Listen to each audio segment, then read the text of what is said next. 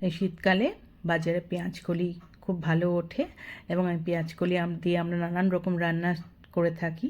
সেরকম মাছের মধ্যেও কিন্তু দেশি ট্যাংরা, জ্যান্ত দেশি ট্যাংরা খুব বাজারে উঠছে। তাহলে সেই পেঁয়াজকলি দিয়ে জ্যান্ত দেশি ট্যাংরার আজকে ঝাল বা চচ্চড়ির রেসিপি তোমাদের জন্য নিয়ে এসেছি। আমি এতে ধনেপাতা ইউজ করেছি। ধনেপাতা যে কোনো রান্নায় দিলেই তার স্বাদ দ্বিগুণ বেড়ে যায়। গরম ভাতের সাথে এই ঝালটা, চচ্চড়িটা ট্যাংরা মাছের খেতে অপূর্ব লাগে। তার জন্যে মাছগুলোকে আমি ভালো করে ধুয়ে নুন হলুদ মাখিয়ে রেখেছি। আলু এরকম লম্বা লম্বা সরু করে কেটে রেখেছি। পেঁয়াজগুলিও আলুর মতো টুকরো করে রেখেছি। একটা বড় পেঁয়াজকে কুচো করে রেখেছি। কিছুটা ধনে পাতা কুচো করে রেখেছি। 5 ফোড়ন নিয়েছি, একটা শুকনো লঙ্কা নিয়েছি, আর 5-6টা মতো কাঁচা লঙ্কা আমি চিড়ে রেখেছি। প্রথমেই কড়াই বসিয়ে তাতে সর্ষের তেল দিয়ে তেলটা গরম হলে মাছগুলো আগে আমি ভেজে নেব। তেলটা বেশ সুন্দর গরম হয়ে গেছে। এইবার আমি মাছগুলো তেলের মধ্যে দিয়ে দেব। ভালো করে তেলের মধ্যে মাছগুলোকে দিয়ে একবার এপাশ ভাজা হলে আবার উল্টে দিয়ে অন্য দিকটাও ভেজে নিতে হবে। সুন্দর করে মাছগুলো কিছুক্ষণ সময় নিয়ে ভালো করে ভেজে নিব। দেখো মাছগুলো মোটামুটি ভাজা হয়ে গেছে। এবার আমি কড়াই থেকে মাছগুলোকে তুলে নেব। তুলে নিয়ে এবার ওই তেলের মধ্যে আমি 5 ফোড়নটা দিয়ে দিলাম আর শুকনো লঙ্কাটাকে অর্ধেক করে দিয়ে দিলাম। 5 ফোড়ন শুকনো লঙ্কাটা একটু ভাজা হলে তার মধ্যে যে পেঁয়াজটা কুচিয়ে রেখেছিলাম সেটা দিয়ে দিলাম। পেঁয়াজটা ভালো করে ভাজা ভাজা করে নেব, কিন্তু একদম একটু পিঙ্ক কালার ধরলেই কিন্তু আমাকে তার মধ্যে আলুগুলো দিয়ে দিতে হবে। পেঁয়াজটা যেন পুড়ে না যায় সেদিকে লক্ষ্য রাখতে হবে। আলুগুলো দিয়ে ভালো করে পেঁয়াজের সঙ্গে মিশিয়ে নিচ্ছি, নিয়ে একটু ভাজা ভাজা করছি। যেহেতু পেঁয়াজকলি খুব তাড়াতাড়ি নরম হয়ে যায় আর আলু একটু সময় নেবে, তাই আলুটাকে আগে আমি একটু ভাজা ভাজা করে নিয়ে ঢাকা দিয়ে আমি একটু সেদ্ধ করে নেব। তাহলে প্রথমে আমি নুন দিয়ে দিলাম।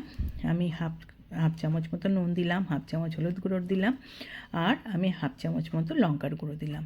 সমস্ত মশলা দিয়ে ভালো করে আলুর সঙ্গে আমি মিশিয়ে নিচ্ছি। মশলাটা ভালো করে মিশে গেলে এইবার আমি ঢাকা দিয়ে গ্যাসটা সিম করে 3 থেকে 4 মিনিট আমি রাখবো। তারপরে ঢাকা খুলেছি। আমার আলু মোটামুটি 80% সেদ্ধ হয়ে গেছে। এইবার আমি পেঁয়াজকলিগুলো আলুর মধ্যে দিয়ে দিলাম, আর যে কাঁচা লঙ্কাগুলো চিড়ে রেখেছিলাম সেগুলো দিয়ে দিলাম। সমস্ত কিছু দিয়ে ভালো করে এবার আবার তেলের মধ্যে আমি মিশিয়ে নিচ্ছি সুন্দরভাবে। বেশ মিশে গেলে এইবার আমি দেখো এই মিশে গেছে। এইবার আমি কিন্তু যে বাটিটার মধ্যে আমি নুন হলুদ দিয়েছিলাম তাতে জল দিয়ে আমি জলটা দিয়ে দিলাম, কিন্তু বেশি জল দেব না, কারণ এটা ঝাল বা চচ্চড়ি খুব বেশি ঝোল থাকে না। তাই 1 কাপ মতো জল দিয়েছি, আর সামান্য একটু হাফ চামচ থেকেও কম একটু চিনি দিলাম। দিয়ে জল আর চিনি দিয়ে ভালো করে মিশিয়ে নিলাম।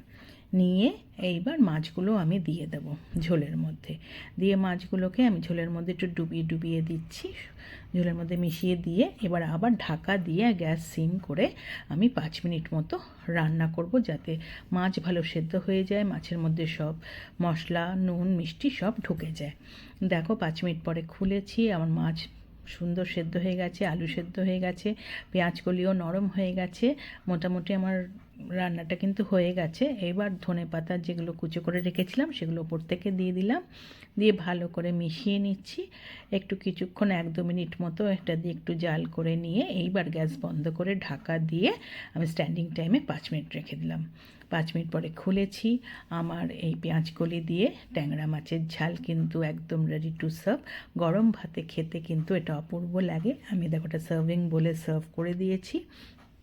তোমরা একবার এইভাবে করে খেয়ে দেখো।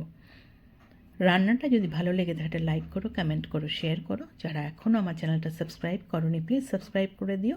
পাশে থাকা বেল আইকনটা প্রেস করবে, তাহলে আমার তৈরি সমস্ত রান্নার নোটিফিকেশন তোমাদের কাছে পৌঁছে যাবে। আবার নতুন রান্না নিয়ে আসবো। আজকে তাহলে চলি, তোমরা ভালো থেকো, টাটা।